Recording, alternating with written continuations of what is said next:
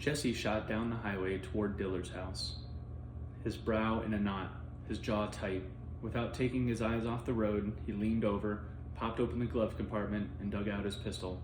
Laid it on the seat next to him. "Gonna get my daughter," he said it loud, like he meant it. "Gonna shoot at anyone that gets in my way." A mile later, he pulled into the gas and go, "Fuck." He picked up the revolver, glared at it. He heard Dillard again. "You won't do it, Jesse. I know this for a fact. You see, son, if there's one thing I'm good at, it's taking the measure of a man." Jesse looked at the hole in his hand. "Gonna shoot the general too," he snarled. "Shoot every fucking one of them." Only the words rung hollow in the cab, making him feel the worse. He shut off his truck, got out, headed inside, and found the restroom. He ran warm water over his injured hand, washed the wound out as best he could. He opened and closed his hand. It was becoming stiff, the dark flesh around the wound beginning to swell. He wrapped it in paper towels and wondered if he'd ever be able to play guitar again. Maybe the general's done me a favor. Maybe I'm better off if I can't play. If I just give up on music altogether. If I give up on my music. If I just give up on my music altogether. He climbed back into his truck and decided the best thing for now was to go home and try to figure things out. "What's to figure?" he asked himself.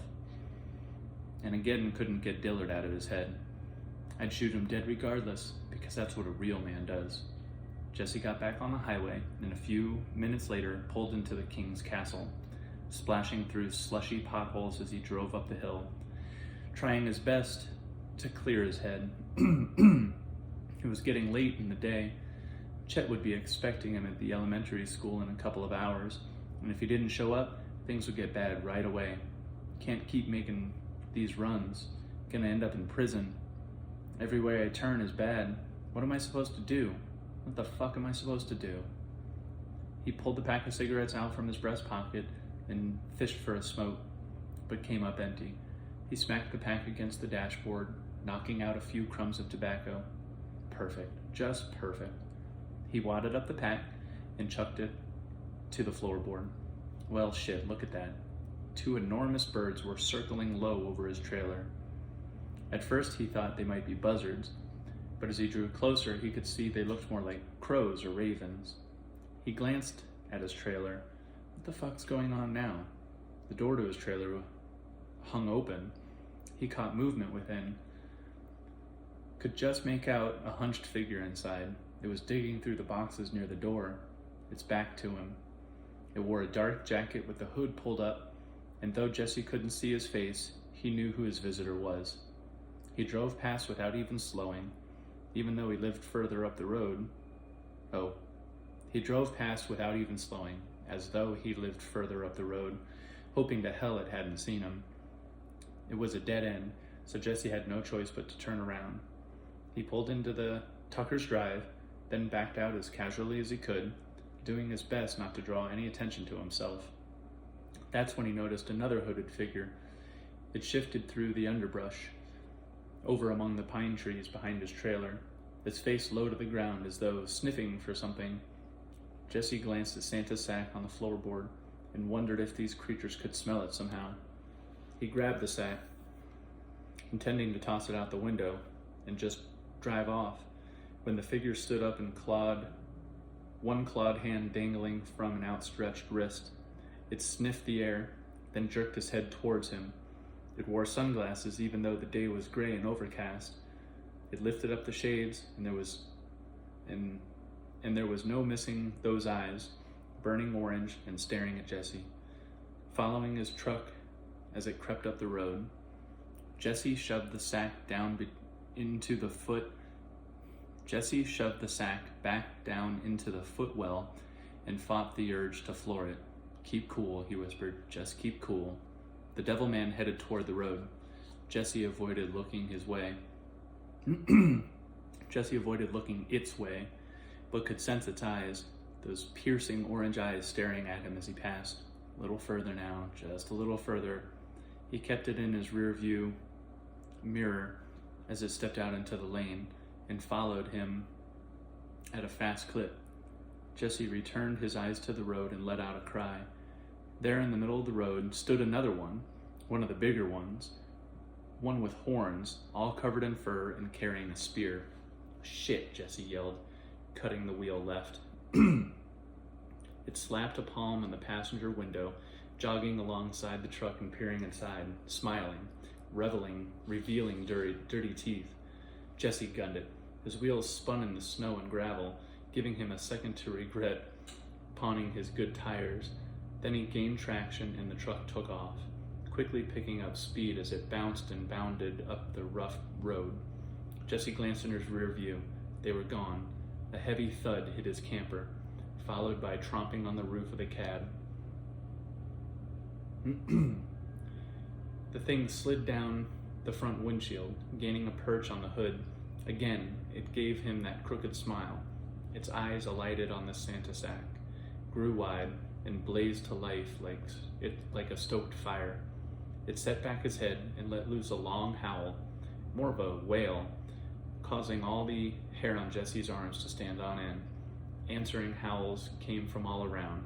The creature reared back and drove its fist into the middle of the windshield, punching a hole through the safety glass. Cracked spiderwebbed across the windshield. It yanked its hand free and reared back for another blow. Then Jesse cut the wheel sharp left, then right, jerking the truck back and forth across the road, throwing the creature from its perch. The creature slid down the hood, catching hold of the wiper. Up ahead, two more devilmen came loping toward the road. Christ, they're everywhere. The one on the hood began pulling itself up. Jesse swerved, purposely driving through a pothole. The jolt sent the devilman airborne, taking the wiper with him. The devilman hit the snowbank and tumbled from view. The two ahead of him were coming fast, trying to cut him off. Jesse kept the pedal to the floor. The old V8, rattling and roared as the truck shot up the hill. "Come on," he shouted, "come on." He thought he had it when the forward beast leapt, flying across the snow, and slammed onto the passenger side of the truck. The whole truck rocked.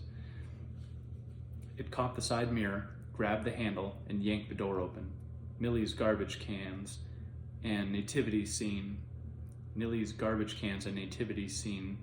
were just ahead. Jesse jerked the wheel to the right toward the cans. The devilman and the passenger door slammed into the cans. There came a few surreal seconds when everything seemed to go by in slow motion. Jesse saw the devilman, Joseph, Mary, and the baby Jesus as they all flew through the air, accompanied by Millie's garbage. The devilman smashed into Millie's picket fence and tumbled across her yard. Jesse raced away down the hill toward the highway, the potholes and bumps tossing the truck from side to side of the narrow Jesse raced away down the hill toward the highway, the potholes and bumps tossing the truck from one side of the narrow lane to the other. He clipped a row of mailboxes near the bottom of the hill, swerved into a ditch, and shot up the other side onto the highway. He slammed the brakes, and his rear tires ended up in the ditch on the far side of the road.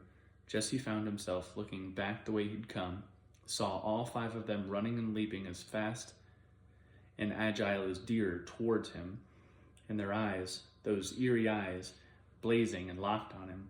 Crap. He hit the gas, his wheels spinning in the mud. There came a second when he knew he was stuck and it was all over, but the old Ford came through. The tires bit into the asphalt and he squealed away.